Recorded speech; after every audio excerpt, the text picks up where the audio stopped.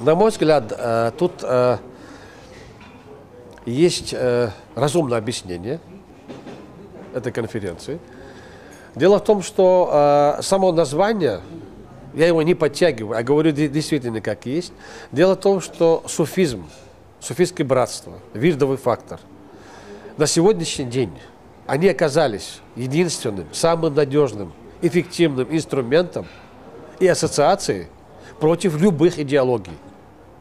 Я имею в виду в плане религиозности.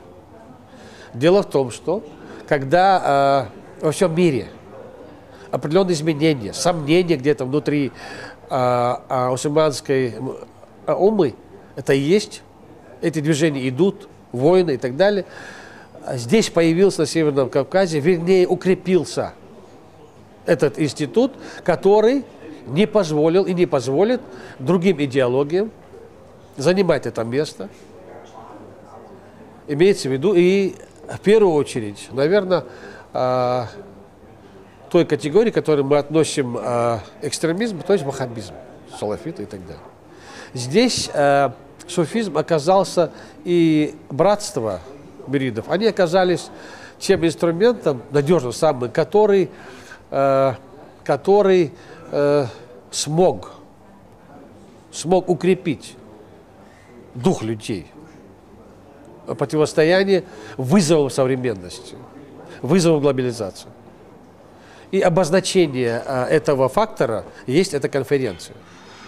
Потому что интерес в мире к этому есть. Дело в том, что ни одни спецназы или другие группы, которые боролись с боевиками, там, не знаю, с экстремизмом, в первую очередь, эти люди, которые и против них воевали, то есть на нашей стороне, они были частью той идеологии, которую мы сегодня обозначаем. Имеется в виду суфизм.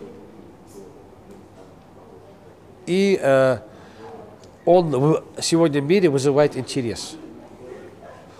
Когда другие не выдерживают, этот инструмент, он стал наиболее способным, наиболее выдержанным, сдержанным и эффективным в противодействии экстремизму, терроризму на Кавказе и в России. Вот отсюда, наверное, безопасность и поддержка государства. Да, действительно, это стало своего рода идеологией для людей верующих в России и на Кавказе, которые смогли одержать вот эту победу, в полном смысле этого слова, победу над идеологическим врагом. И вот здесь, и когда гости со всего мира сюда приехали, это, наверное, в первую очередь, как я сказал, интерес именно вот к этому институту.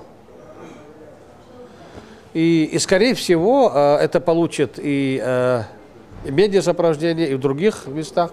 То есть примерно так. Это, на мой взгляд, то есть навскидку объяснение.